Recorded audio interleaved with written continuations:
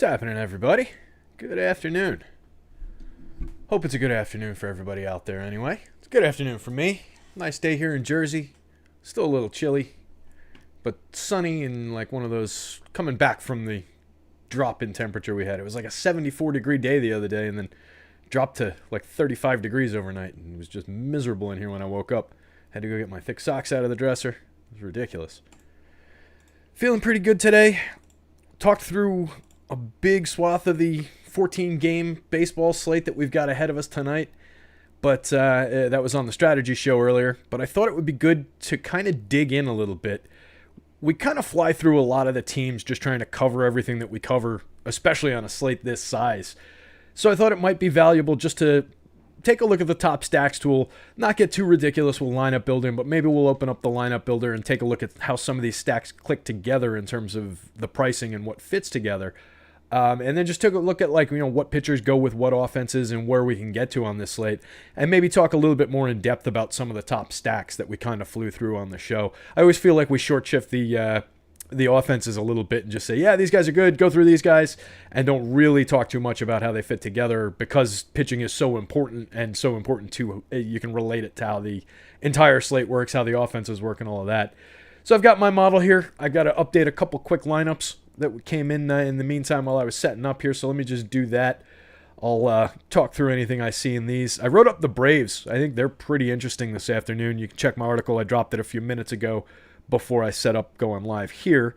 So if you're looking for something to do in the meantime while I just grab some of these lineups, you can do that. Should be on the home page unless Sam has moved it and is editing it, which is sometimes the case. If those links ever don't work, just click them again, give it a few minutes. It just means somebody's editing something that I wrote or something that anybody wrote. Of course, copy editors do some very hard work behind the scenes. Our editor-in-chief, Sam, is... am I the only one hearing an echo? Is everybody hearing an echo on the game plan stream?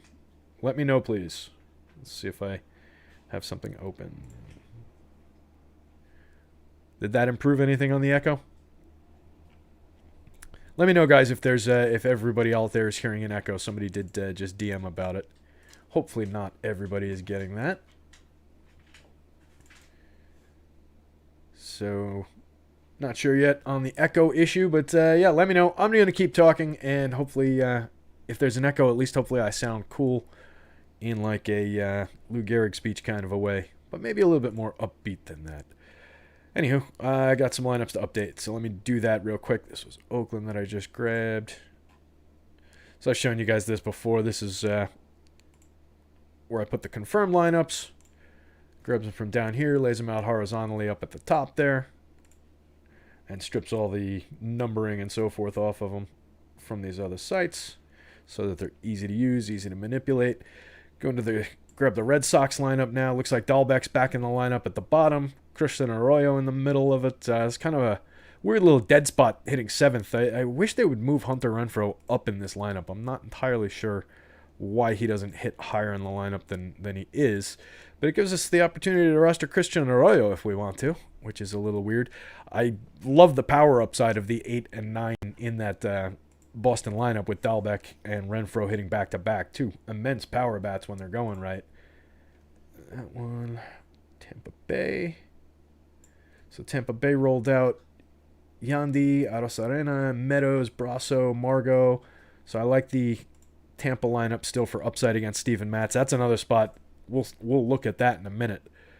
I wrote about it a little bit in the section in my article about where I wrote about Steven Matz as a potential for to be a pitching option. For me, he's really not on the board, and we can get into why, or I'll just tell you right now because I need something to talk about while I grab these additional lineups.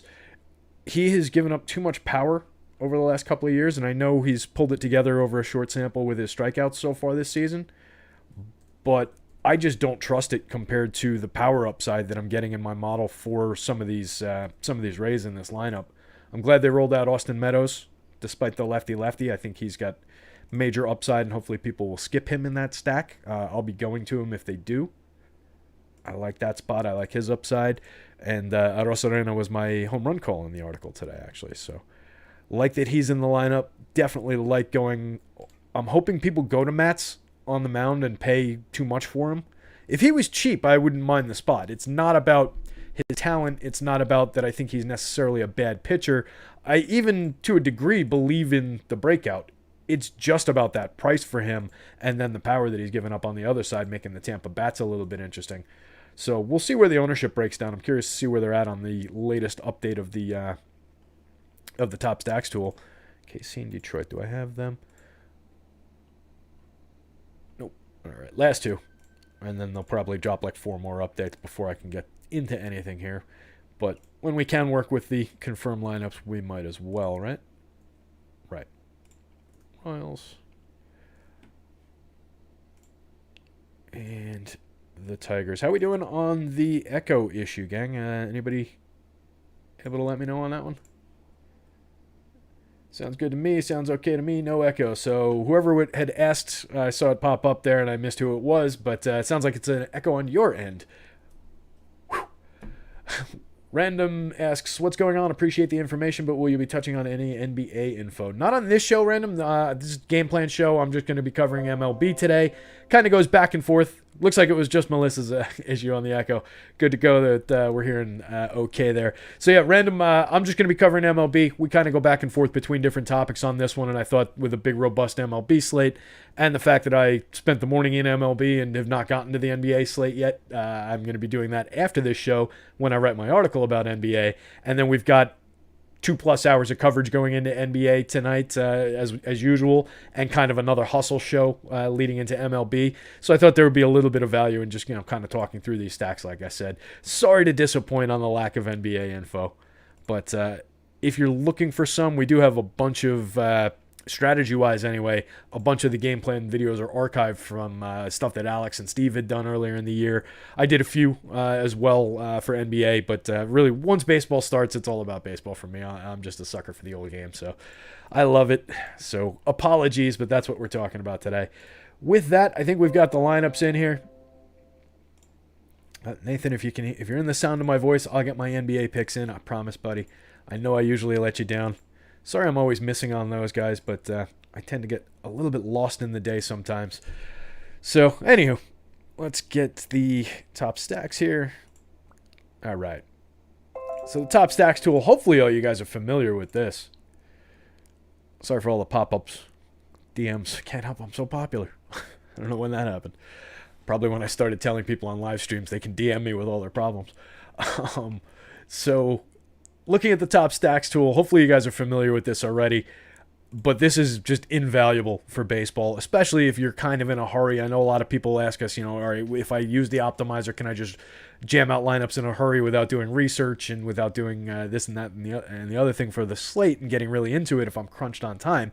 The answer, it's yes and no, right? You're going to end up with some clunky lineups where if there aren't lineups confirmed, or in basketball, if guys scratch, et cetera, you do have to pay attention to those things. But the longer answer is yes, you can somewhat rely on those.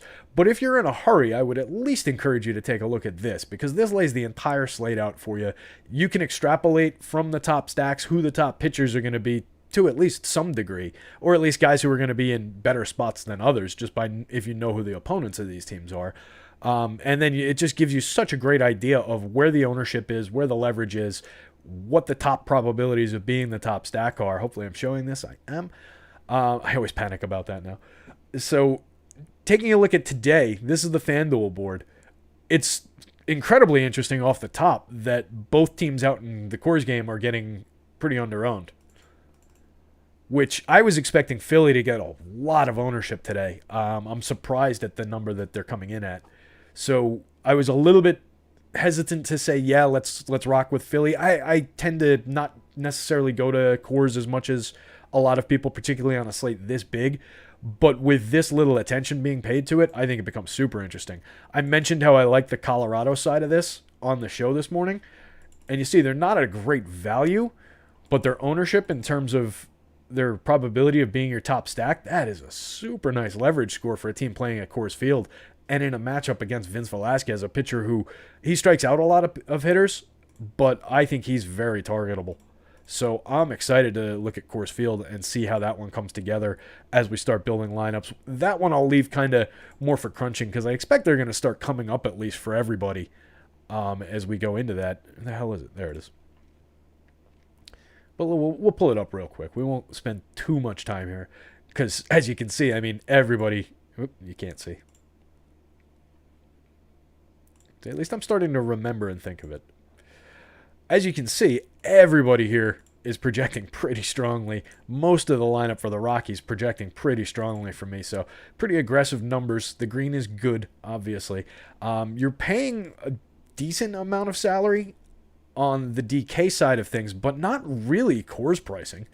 Like Andrew McCutchen for 39, that's still a bargain. 46 for Rhys Hoskins, not bad. Harper and Real Muto make it difficult to get to the full stack at their prices.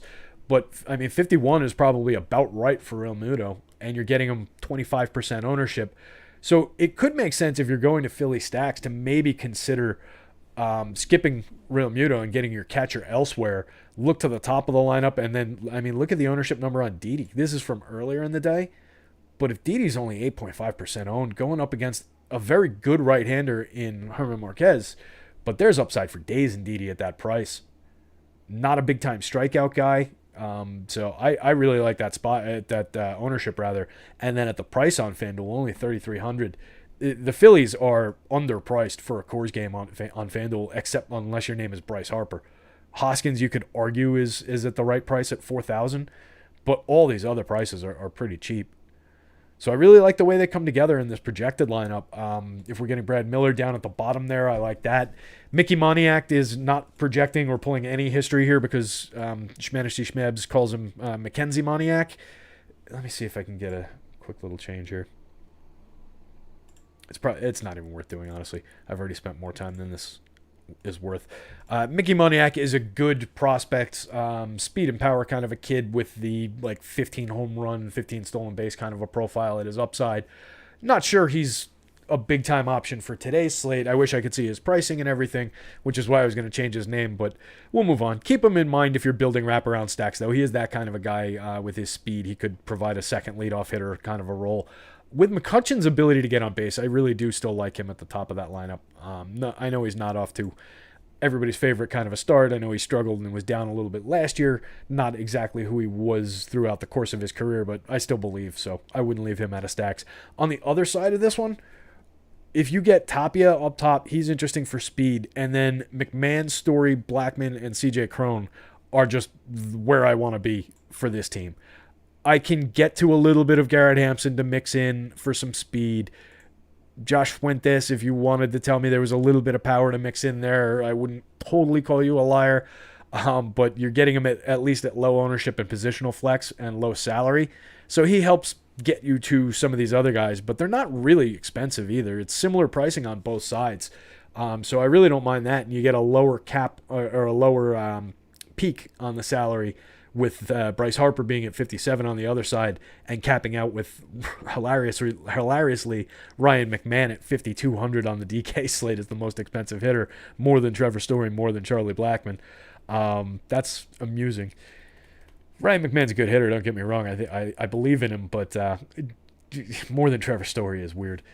But anyway, so I think there's plenty of opportunity on the Rockies side of things. We saw them on the board on the top stacks, ranking out second. Go back to that. So plenty of leverage, plenty of opportunity there on the FanDuel slate. We talked about Oakland being pretty interesting on the show this morning. I think they still are, but they're getting a little bit of attention. Once we start getting up to this 10% ownership share for the full stack and some of my favorite hitters within that stack, that begins to get a little bit concerning. Not dramatically so on such a big slate, but with so many options, like why do you necessarily want to go to right where the public is going to be on the most popular team? But you can see that's pretty concentrated. Can't see. It's going to be a challenge clicking back and forth this quickly. I wonder if I can shrink the windows to, because then you guys won't be able to see it. All right, we'll try and keep up. So what I was saying is you can see that some of the ownership on DK there is concentrated on the middle of the order, on your Olsen, Chapman, Moreland trio there. And there's a lot of room on those other guys, particularly on DK. I don't have the FanDuel ownership input here, so I'm curious what the top stacks difference is site to site. And I'll see if I'm going to grab the FanDuel ownership real quick while I'm here. Maybe it won't be real quick.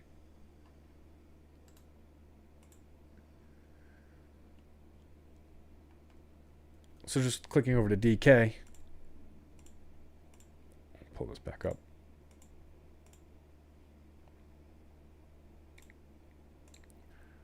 So site to site, we do get differences. 0.6% or 0.6 leverage score, 8.3% owned. So a little less owned on the DK slate, which would lend me toward push me toward, if I was viewing it as a full portfolio, maybe that's where I look to roster some of the A's bats. They'll be more popular on the FanDuel slate, but I still think there's a lot of reason to go there, and I think you should be able to dance through the negatively leveraged plays, put them together with some of the lower owned guys, and you should be all right. It should be a pretty good matchup going up against Jorge Lopez. Not a pitcher we think very much of. Nice strikeout rate so far this season, but has yielded power and is a good target for some of those power bats. I really like the upside from Matt Olson on today's slate. It's not that I don't care what his ownership's going to be, but as a one-off, I'm willing to swallow some ownership for what I think is an excellent home run spot for him.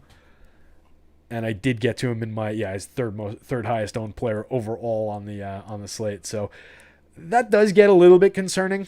When you're talking about 21% ownership overall, it's not like we're getting him in 50% of public lineups like what we would see with a Mike Trout on a like 6-game slate like we saw the other day, right? So 21%, I can still kind of work with that. I don't love it, but if I'm using him as a one-off with a lower owned stack, which I am, with a low owned pitcher, which I am, you guys could probably guess who that might be from what I said on the strategy show this morning.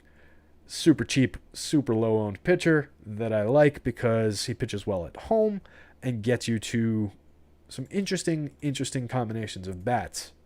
Not one I'm going to go nuts with. The answer to that was Herman Marquez on the other side of that Coors game. 6,500 is too cheap for him. So, not comfy. Not going to do it a lot, but I will have some because the lineup, well, I can tell you. The lineup that it got me to, just really like the build. I'm pretty sure it was Yankees. Such a homer. Yeah. Yankees, Rockies, and Marquez with Olson as a one-off. I like that lineup. I'm willing to, since we're getting the Rockies under-owned, we're getting the Yankees. They'll be popular, but I built it in, I think, a decent enough way that we're not too chalky. I mentioned Gleyber Torres earlier. We'll get into the Yankee stack in a minute, but yeah, that spends all my salary because of the value that Marquez provides. It's not a high upside play at pitcher in terms of his probability of success, but he does pitch well at home, and I am willing to ride with it in a few shares for the discount. Just a massive salary discount overall. Anyway, we were talking about this other game. We've got a lot of other things we can cover, so let's look at the Yankees. Why not? FanDuel side, I should just open both of these, right? All right, I put that ownership in there. Let me close this guy so it doesn't bog us down. Yeah, so we can see, before we move on to the Yanks real quick, we can see that A's ownership on FanDuel over here. So it's the same three hitters that are drawing most of the attention in the middle of the order, those Olson, Chapman, and Moreland. But you get an immense power upside at catcher from Sean Murphy. Keep that in mind on DK, particularly when we're talking about moving away from potentially Real Muto. You could get to a nice little sneaky Sean Murphy hitting 6 for an A's lineup that we like tonight. That could be a nice little spot. 4,300 on DK, 2,400 very affordable on FanDuel. Honestly, this is an unjustifiable ownership number. He should be higher owned. And then Lowry and Laureano up top, pretty cheap. I like the profile on both of those guys for this slate in particular. I know I've badmouthed Jed Lowry. I still do not believe in the upside at 37. That's his age, not his home run total. So not wild about Lowry, but I'll play him here in this spot, particularly at 5% ownership. Yankees. I think this is another good spot that we can kind of zero in on. Logan Allen, I think there's not much of a pitcher there to worry about. We'll see where the top stacks has him. Back over here. There's got to be a more efficient way to do this. So top stacks, my Yankees are looking, 5.8%. Right, and this is something I've touched on these shows, and it's something we talk about on the overall strategy shows and everything. Pay attention to the spread on this column. At the top, Philly is a 10.5, so you're getting Philly almost double the probability of the Yanks to be the top stack. They're the road team in cores. That makes a lot of sense. But then the Yankees rank fifth on this board, and their delta between them and Colorado at cores, between the Oakland stack that we just talked about, and then particularly between Boston and several of these teams below, it's not that wide, right? So above and below, you can kind of consider a lot of these teams to be somewhat equally ranked. There are percentage point differences here, but it's very, very tightly packed.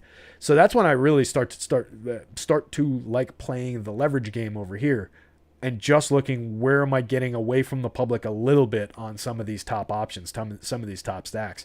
So the Braves that I wrote up are a worse value, right? They're a higher salaried team than the excellent Yankees. I know they've struggled, but they are an excellent offense for upside, particularly for DFS with all their power. It's just having to catch them on the right night.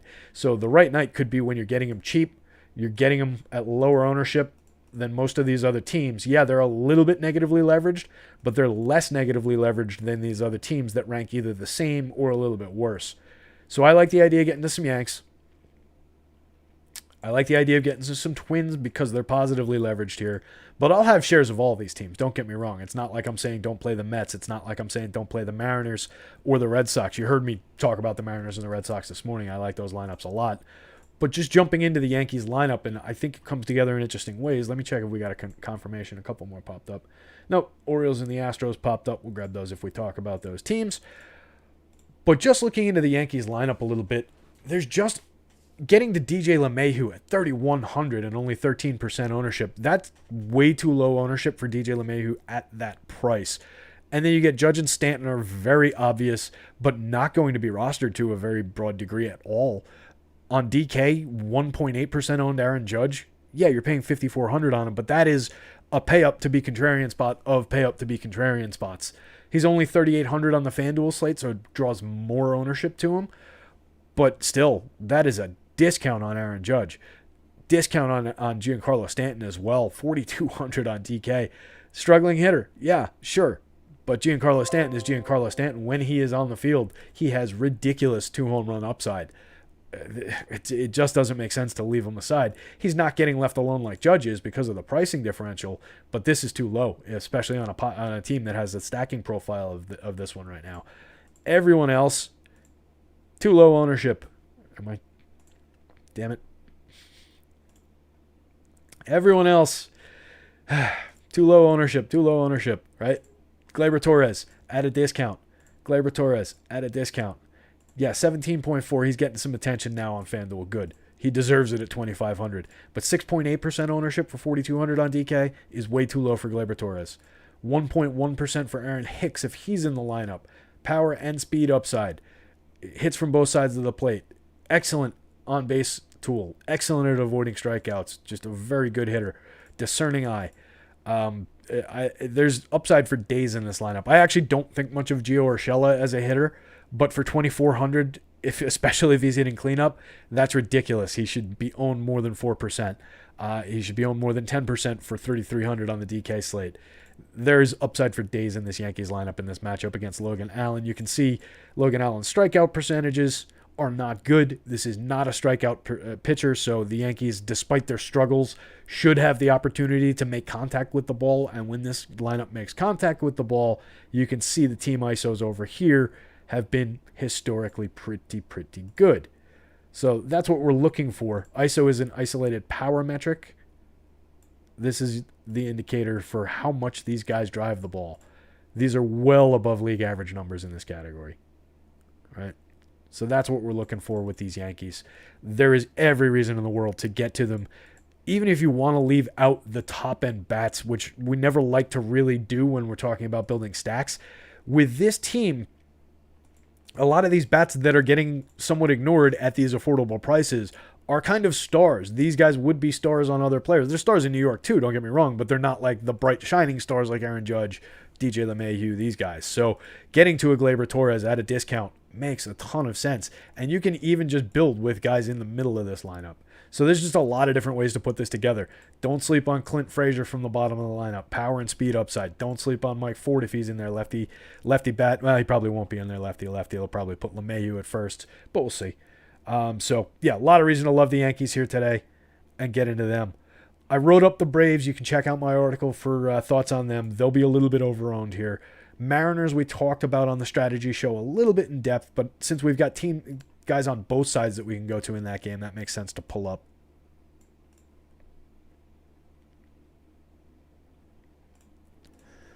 So the pricing on the Mariners is really interesting. I think they're not one of the best offenses in baseball profile-wise, name recognition-wise, but there are some good bats here. Mitch Haniger is an excellent bat. He doesn't have a profile from last season because he was out all last year, but 15 home runs the year before that and only 283 plate appearances, 4 stolen bases. The hit tool was down, the on base was down. He's a guy who's banged up all the time, in and out of the lineup a lot, but when he's in there, he profiles pretty well. Hit a home run for us last night, has decent upside for a home run tonight. As you can see, the best home run mark on their team. What I really like is the fact that he builds in with all these cheap guys who are, some of whom at least, are not getting a lot of attention in this lineup. Kyle Seager, yeah, it's lefty-lefty, but we're talking about Martin Perez here. I'm not really worried about Kyle Seager's ability to hit lefties in this matchup if he's in the lineup, so we can get to him at this ownership if he's still in this spot. He's priced down 3,000. There's still home run upside. There's not really a reason to fear getting to Kyle Seager there. Kyle Lewis is getting some ownership across both sites because he's cheap and he's a very high upside kid. So I really like the idea of getting to him, but I like doing it in combination with some of these other guys again.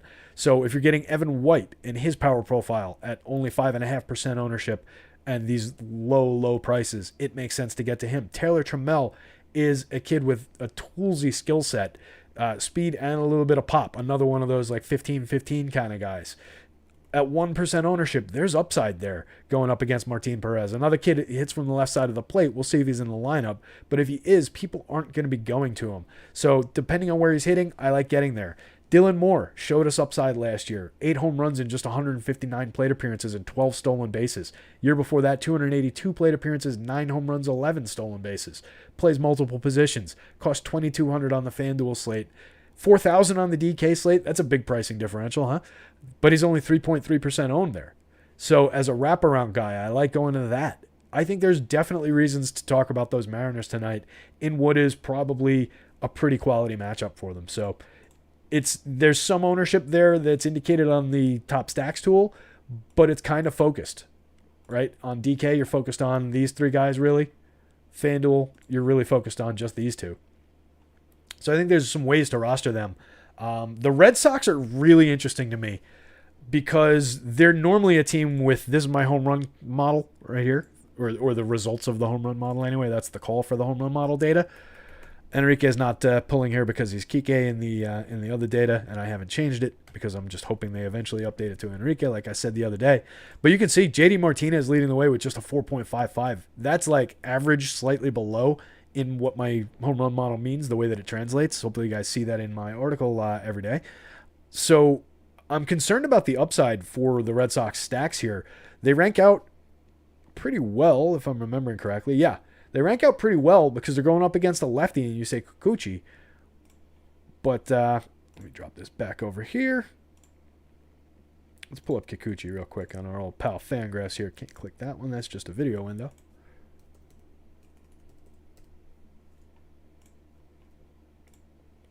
And our old pal StatCast. By the way, if you want to know why Luke Weaver is a target, this is why Luke Weaver is a target. 19th percentile hard hit rate, 4th percentile average exit velo, more importantly, expected slugging percentage, 16th percentile, strikeout rate only 36th percentile, batting average, if you care about that, allowing 34th percentile barrels, not striking anybody out. Done okay with walks if you're looking for some reason to go to him. But yeah, I think Luke Weaver's a big target. I do believe there's talent in that arm, but that's why Luke Weaver's a target. Anyway, we're coming here to talk about Yusei Kikuchi. Come on.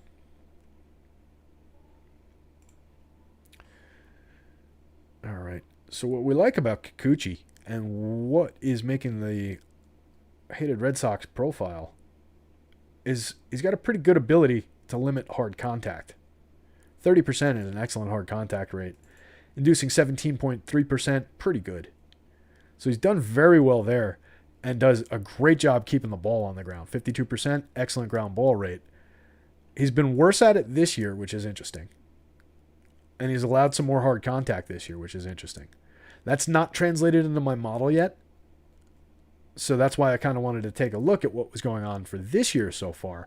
But I don't get excited about a sample that is only 19 innings. Last year, you can argue the same way, is only 47 innings. But what I do like about Kikuchi and what we saw from the growth forum last year was that he added this cutter. And you can see he's throwing it 38% of the time. 91 mile an hour cutter. Last season, he threw it 40% of the time at 92 miles an hour. Season before that, when he struggled in 2019, there's not a cutter on that board. He didn't throw the cutter that year. So he made a discernible change to his pitching arsenal, and it made all the difference. 2020, he started throwing this cutter last year in those 47 innings, and you can see he went from this guy in 2019, not throwing the cutter, averaging 27th percentile hard hit rate, 33rd percentile exit velo, terrible on the whiff, the chase, strikeout percentage, all this stuff. This is just ugly. That's Luke Weaver this year-esque.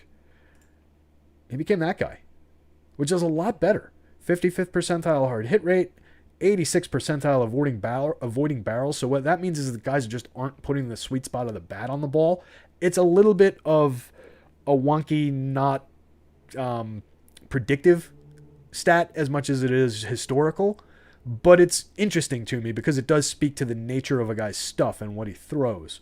So that's really interesting. You can see he's still not a monster strikeout guy, but he does not allow power. 82nd percentile expected slugging percentage is excellent. Doesn't get a ton of chases because he's in the zone a lot throwing strikes. But it's super interesting to me that he made that change with the cutter and changed up his whole arsenal, how his pitch mix works, and it's very effective for him. So that's why the Sox are not necessarily popping for me in terms of the power. But I think I probably will still end up with some Red Sox bats. Bear with me 1 second. Excel's doing its little spinny wheel for no good reason thing. Here we go. So, like I was saying, it's concerning to the power profile, but since he is allowing more hard contact, like as I bring those numbers into the model, these would come up if this game was a month from now and that trend continued with Kikuchi's numbers. You would see this come up. But they are still projecting pretty well, at least on the top end for me. And then I mentioned I like the two bottom end hitters down here. Excellent power in both of these guys, and Renfroe obliterates left-handed pitching.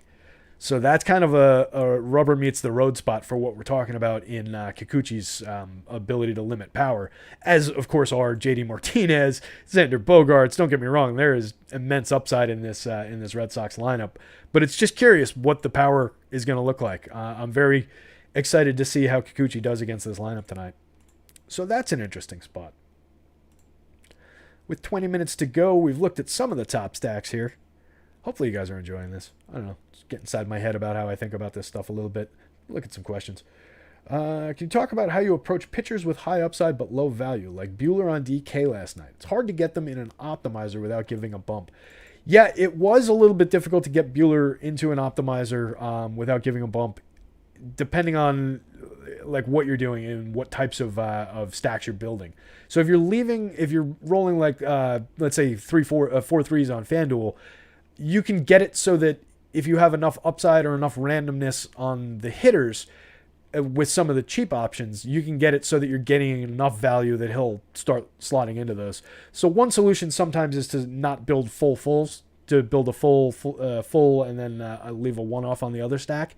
That can help you get to some. But yeah, a lot of the times you just can go in there and manipulate it. It's a lot different manipulating baseball than it is for basketball. You're not talking about something where you're going in and changing the math. Like if you're working with Alex's projections in basketball, I recommend you do not use the thumbs. I recommend you leave them the hell alone, because those are very precisely calculated metrics and your intuition is not going to be better than the math behind this is what this guy's productivity is in this situation. This is his points per minute rate, which is what it basically all boils down to in the specific situation, multiplied by the minutes that we expect him to get. You're doing a precise calculation there. Baseball, it does and doesn't work like that, in that we know who a guy like Walker Buehler is, what his strikeout rate is, but there is a very big unpredictability factor in baseball. And you can use that to your advantage to go in and manipulate some of these things. Like, you're not making a mistake where you're going to cause a guy to project in a way that there's no way that he would reach that number, like you could potentially do in basketball. If you grab a low minutes guy with a decent point per minute rate, but his minutes don't change, and you project him out like crazy, but he doesn't get those minutes, well, he's never going to hit that score that you projected him for. Where if you just say, all right, yeah, Alex has Buehler projected for a 41 on Fan. Oh, my dog's dreaming on the floor over there. If Alex has him projected for a 41, but I want to give him a 60 because I think I want to get him to appear in more of these lineups. Well, it's certainly within the realm of possibility that Walker Buehler goes out and puts up a 60 that night. You're not giving him an impossible to reach score like you would be in basketball in that situation. So hopefully that helped. It is okay to manipulate those things. It's okay to manipulate your exposure caps to help force some of those guys. So if you just make it so that I want 35% room for Walker Buehler and I only want 10% room for these other options, which is kind of how I had last night set up, that'll also just force a lot of that into Walker Buehler. And that might also be a better approach than manipulating some of the projections, particularly if you I don't want to say you don't know what you're doing, because that sounds like I'm being mean about it, but if you don't know what you're doing. Larry C asks, on bigger slates like this, do you up the uniques and the randomness on FC? I pretty much use 3 uniques all across the board because that'll force either a different stack or at least enough of a fully different stack, even if it stays within the same team, that I'm good with the changes that makes. Randomness is uniquely assigned to each guy within my model. I use very heavy randomness. It lives over here, I believe. So I use extremely heavy randomness, but I don't use the bell curve randomness. I use the old-fashioned randomness. So I kind of want to do that. But as you can see, these are the randomness calculations, and what it's using is 100 times my custom power mark and a park-adjusted custom home run mark that is not the same number we're seeing in my home run model. That does something else. Same calculation based off the same metrics, but doing something a little bit different to give us that predictive mark. So that's where my randomness comes from. It's essentially based on the power upside and kind of searching for those home run upside guys so that I'm capturing both the star players, but also some of the lower cost heavy home run upside guys. Like, that'll result in me getting some shares of Bobby Dahlbeck, some shares of Hunter Renfroe, and those other guys. Well, I should say on a slate where they project out for their normal power. Mr. Kikuchi is going to give me a headache on that tonight because I do want to get to those guys. So that answers that, I think, hopefully on the randomness. So for me, I don't adjust it necessarily slate by slate in the randomness, but my exposures are tied to the slate size. So I would get less of those guys by nature and get a bigger spread on a bigger slate. Didn't see any questions pop up in Premium Slack. I know I promised to put some lineups together, so we can do that real quick. Let's pull up a little lineup builder here.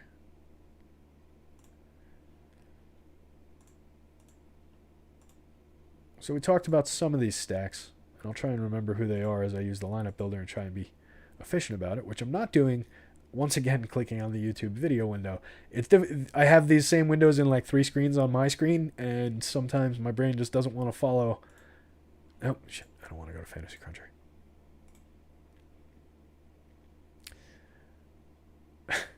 Speaking of brain doesn't want to follow instructions. Jeez. We're going to Canner talk me off Detroit. Detroit has a league-leading 29-point strikeout rate against right-handed pitching this year. Against left-handed pitching this year. There, wait, we'll pull it up. I'm losing my place. Canner wants to be talked off Detroit, and that's an interesting question.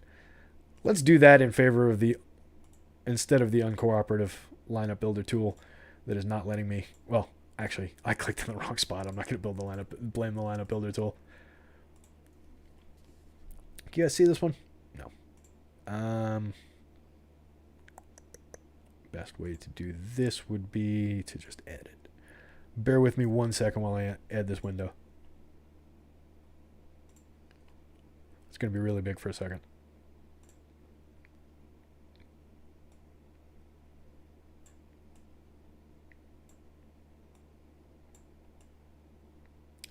This is the team stats board. I'm just going to cover myself because I don't care. Like, why does it matter if you guys can see me? It doesn't. This is the team stacks board that I have now. So this is what I'm looking at during shows when I'm saying blah, blah, blah is the 19th ranked team against left-handed pitching. I've got this year over here, and then this is the historical over back to the start of the 2019 season, broken down by hand, left hand, right hand. And these are the 4 stats that I am typically looking at to assess just on the fly what the teams look like. So we are looking at the Detroit Tigers. Shit, who are they facing? Oh, the Royals, that's right. I don't know why I clicked the A's. I should lay this out with the matchup so I can do this on the fly a little bit better. I have to remember the away team, and sometimes that doesn't connect if we're talking about the home team. All right, so they're facing Mike Minor, who is 25.9% strikeout rate last year, 23. He's like a league average strikeout guy. He hasn't been there yet this year, and he's kind of worse than league average in terms of what he's done with the xFIP. 4.50. It's okay. Like, that's fine. 1.24 whip. It's okay. But it's not ideal. It's certainly not an ace. So he's a targetable pitcher in general. And we have seen that this Detroit team is good against lefties historically, right? But what we're looking at here is where they rank for right now. 29.7% strikeout rate so far this year for the active roster against lefties. That's pretty concerning, right? That's the 4th worst in baseball. You can see these strikeout rates are absurd this year. Pretty, like, some small samples still, but these go way, way up. I was talking about this on the show as well this morning. And sorry to just, kind of bounce around, but like it's a major narrative for me so far early in the season. Once you get past the halfway point, these really spike. And you can see that in comparison if we scroll over here eventually. And we sort this one. And we're sorted smallest to largest so we can see the best teams at the top, the worst teams at the bottom. Eventually. Houston's so good not striking out against both hands. So you can see, like, remember where those numbers were on this side. This is back to the start of 2019. They spiked still at the bottom, but only to 27%. Those were in the 30s. And then the middle is in the, like, low 20s, where the middle here was in, like, the high 20s. So strikeouts are up, and don't let anybody tell you otherwise. So continuing the Detroit against the lefty narrative, overall, back to the start of the 2019 season, not that much better in terms of strikeouts. Right? Still sitting 25th overall in baseball. A 158 ISO, not flashing a lot of power for this active roster. This is the active roster, so this is the guys that are on the team now, not the guys that were on the team in 2019, but the active roster and their stats as a combined unit.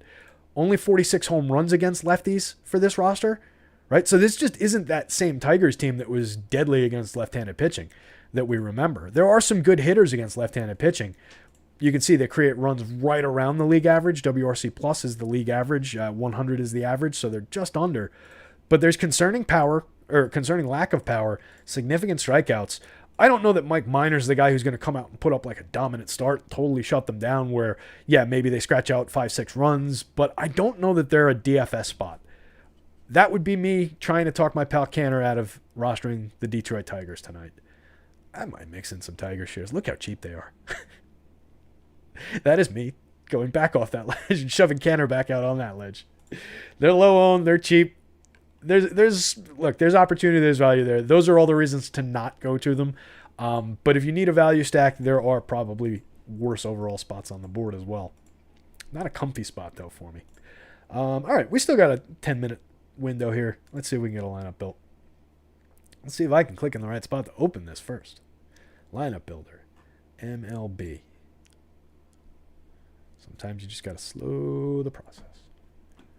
Let the brain and the click catch up with one another.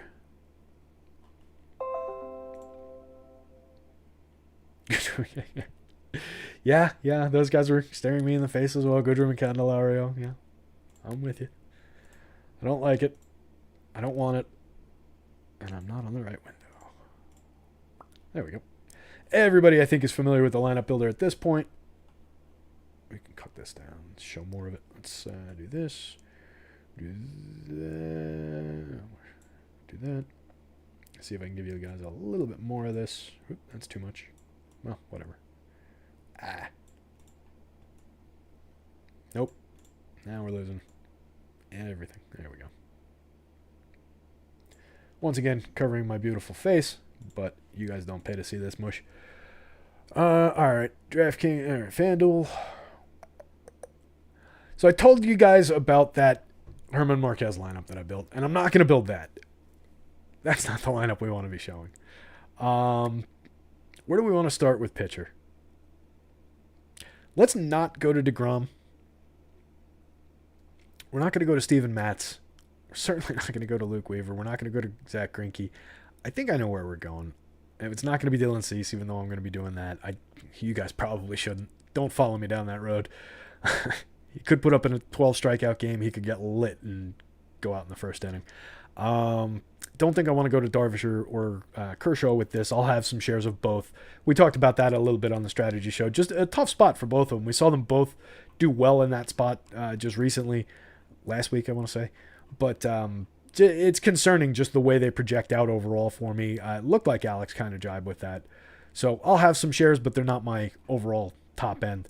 All right, so I didn't want to go to DeGrom, so I think it's obvious we're going to go to Glass now here. Eventually. All right, cool. Got our top stacks back. Our FanDuel top stacks. So going to DeGrom, I mentioned that I used Colorado in that other one. Let's look at Philly. Or I say going to DeGrom. Going to Glass now. We save a little bit. Let's look at Philly. See what we can fit in from Philly since they're going somehow under-owned on the FanDuel slate. Let me take a quick swip. Did you guys see that? Spilled. Don't know if it was visible on the camera, but it is definitely on the desk. So let's go to Philly. Take a look. I don't think I have any napkins on the desk to clean that up with, so we're just going to leave it. Only like 9 minutes to go. Here's Philly. All right, so we talked about Harper Realmuto pulling some ownership. I don't have it up over here. But I don't know that I want to necessarily go away from those guys if I'm building with this stack. This is a projected lineup that is different than the one we were looking at before, but that's okay. I gotta find out where we're getting these. All right, so just working with the projected lineup that we're using here. It doesn't have Didi in it.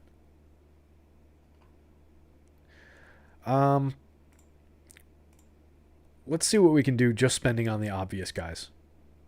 All right, I like Bohm. And I like Miller better than... Okay, yeah, all right, there it goes. Although... All right, so the decision I'm thinking about right now is between Jean Segura and Brad Miller. And the idea that we're locking Miller into the util spot as opposed to locking a second baseman at Coors Field, there's probably more upside in locking Segura there at second base, given if we're going with this lineup that we have projected here. If Segura's hitting second there for that price, I think there's probably more upside in getting a two-hitter from the away team at Coors Field than there's going to be in other second basemen, and we gain for leaving our util spot open.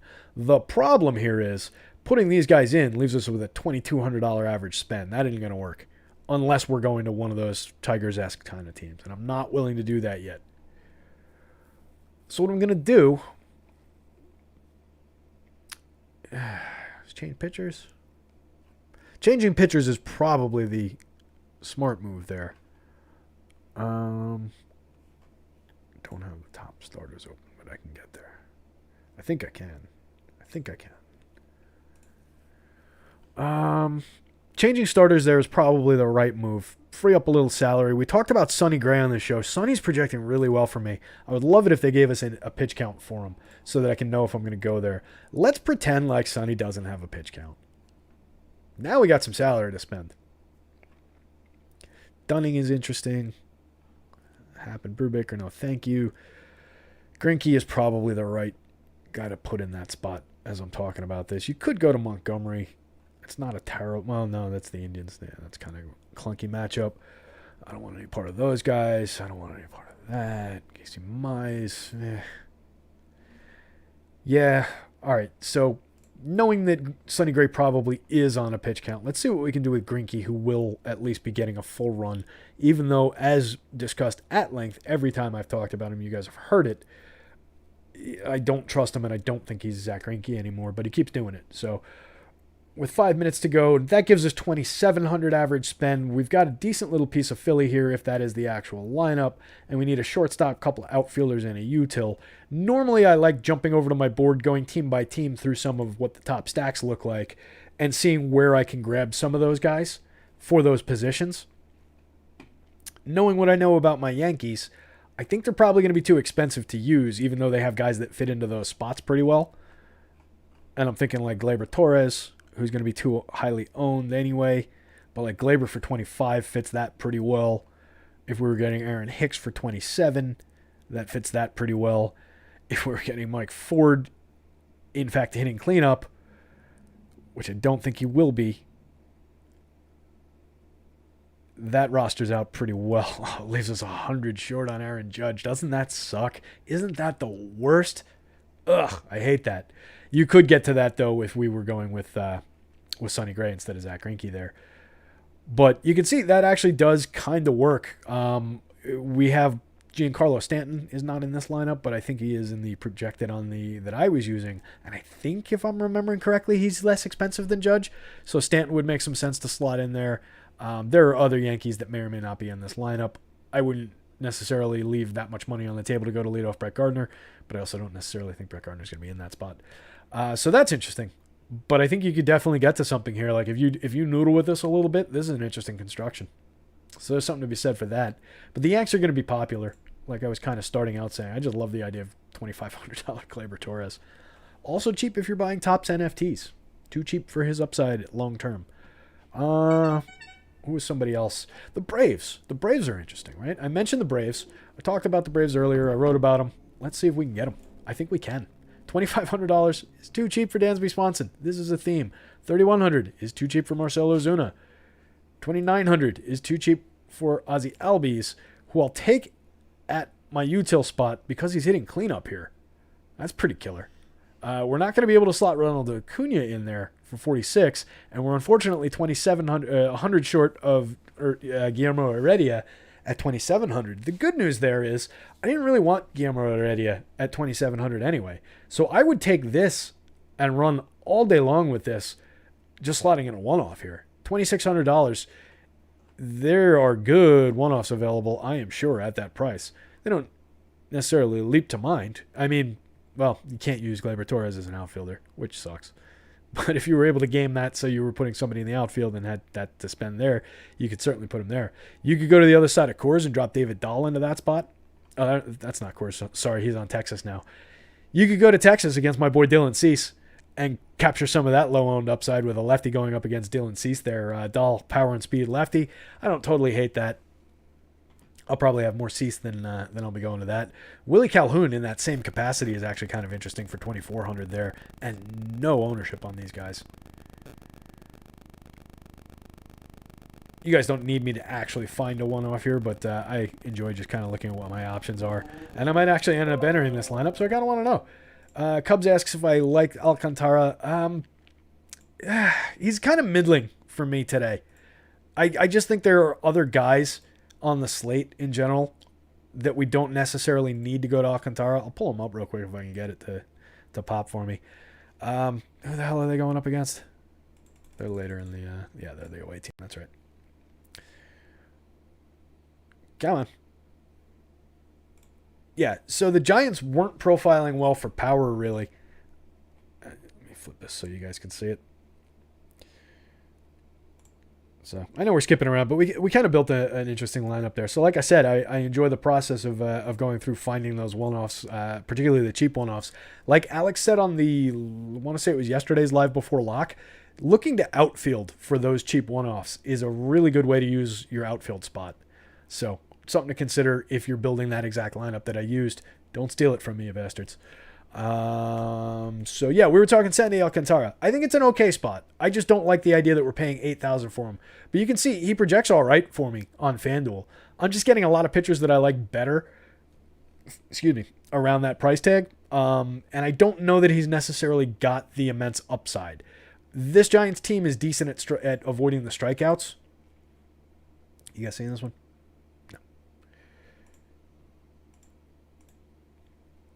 we'll end on this note. This Giants team, decent avoiding the strikeouts against righties. Righties? Yeah, he's ready. Come on. That's right. No. You can see 8th best in baseball back to the start of 2019, 22.1%. Actually create runs 1% better than the average. Don't hit a ton of home runs. Don't hit for a ton of power in the split. But very good at limiting the strikeouts there. Although they've been dicey limiting strikeouts this season. I didn't realize that. So maybe there is some upside for Alcantara. That's interesting. Team that's normally very good, these guys that are on it, struggling. 28.9% strikeouts this year. You can see, though, the power's up a little bit because that makes sense. Run production is down. Interesting. I might look into that a little bit more, Cubs. That's an interesting spot. Off the board, or off the public board from what I remember. Do I have top pitchers? Changed my mind. Well, on this note, let's see where he ranks on the top starters tool, which is free today, so unfortunately the public's got this one at their disposal too. I know you guys hate that, but hey, we got to tempt these people somehow. One day you were a non-subscriber as well, and you got here somehow, right? So you can see Alcantara ranks out pretty well for Alex. 4.3% probability of being the top pitcher. So it's obviously not comparing to Jake DeGrom, not really comparing to Glasnow. But once we start talking about Kershaw and Darvish, who I said, they're going up against each other, ranked down a little bit. Sonny Gray, he ranks right in here with some of these guys. That's an interesting call. Kind of like it, Cubs. He's getting owned. It's not like you're being sneaky. He's not an immense value.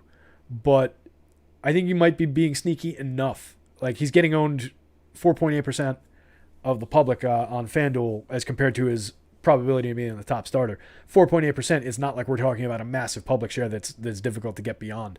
So if you truly believe and you just want to push him up to 10, 12%, I wouldn't argue with it. If we're giving Sonny Gray that innings cap, I might like Alcantara best based on what Alex is saying. Mine projects out a little bit differently. But if I was going by Alex's board, as far as a pay down pitcher, that might be the best spot. Interesting. Cubs is a smart guy. If you guys catch him in chat, pay attention to what he says. On that note, fellas, I'm out of here. Appreciate the hang. Fun time. Hopefully this was a little bit of value for everybody. I will catch you around. I'm writing an NBA column, but I'm not on another show today, believe it or not. So I got some time to play with my lineups and build stuff out and probably get it all wrong and overthink things. Oh, don't ask me a question right as I'm ending the show. Of course I'm going to answer it. Do I like pairing DeGrom with Twins and Phillies stacks? They rank 2 and 3 on the leverage tool. If you can figure out a way to pair Jake DeGrom with Twins and Phillies stacks, I encourage you to do it all day long. I think that would be a pretty difficult build, getting to the best bats in those lineups. You're talking about some challenging salary there. I'm not going to have time to build it out, but I can take a quick look. Nobody's coming up behind me, so we got time. All right. So what do we want to look at here? Phillies. Can't afford your favorite Rockies. Yeah, that's the issue. If I'm going to the Rockies, I want to be going to some of the best bats. And if I'm going to the Phillies, it's kind of the same story. But, oops, I clicked on your DM. This is going to slow us down for a minute here. It's all right. We got time, like I said. So, yeah, this is a FanDuel question. So, I mean, yeah, these guys are priced down on FanDuel on the Rockies side of things, on the Phillies side of things for a Coors game. But I don't know that this is enough room that we're really going to be able to get the DeGrom plus stack Phillies here. If we're going to a 3-man Phillies, I think that has to be the assumption. We're probably doing it. If you want to tell me you can get to McCutch, Hoskins, but then we're making a big jump leaving the best hitters off the table. So, I mean, ideally you're probably going to like a Didi, Bohm, Miller 3-man. Grab the bottom middle here. They're not going to be owned. They're cheap. So you're getting them in a good spot. But, I mean, you're not going to the best hitters or the top of the lineup in doing that. It's still going to be tricky, even with those prices, I think, to get Twins and a good one-off into this. The Twins are playing the Blue Jays? No, that's wrong. Is it wrong? No. Yeah, the Blue Jays are playing the Rays. Shit. Who are the Twins playing? Somebody tell me who the Twins are playing. I think I can check over here. Oh, you know what? I can check right here. Twins are playing the Pirates. That's right. It's tough to remember when there's 14 of these. And I have a pretty bad short-term memory as well. So let's look at the Twins pricing. Yeah, so again, like, if you're going to... I guess if you're going to those guys, you might be able to work in Donaldson. You could certainly work in, like, Donaldson, Polanco, Sano, Garver, or Rooker, maybe? Rooker's interesting if he's in the lineup at 2,000. I like the idea from a ownership matchup, everything about the spot. If you can make it work where you're getting to enough of the good hitters, then yeah, I think that would be a fine stack and a fine combination to make. The thing that I don't like about it the most is we're most likely leaving out Nelson Cruz, Bryce Harper, JT Realmuto. When we're doing that, we're leaving probably Byron Buxton and his upside on the table. We're most likely leaving Josh Donaldson, although I think you probably could get to some combination there that includes like Donaldson, Polanco, Sano, like I said. You're probably taking Luis Arias off the top of this order, which he's a terrific hit tool guy. He gets on base a lot, but he doesn't have power upside. And if I'm rostering the guy who gets on base a lot, I want to be rostering the guys immediately behind him who are going to be driving him in. And that's not necessarily the case if you're leaving a 3 gap here and going down to like Sano, Garver, Rooker. So it's just tricky to put it together with the right hitters. If you can make it work, because I think it is 2 good spots and the best pitcher on the board. With that, nobody ask any more questions. I'm going to say goodbye. I'll catch you guys around. I got an NBA article to write. Thanks a lot for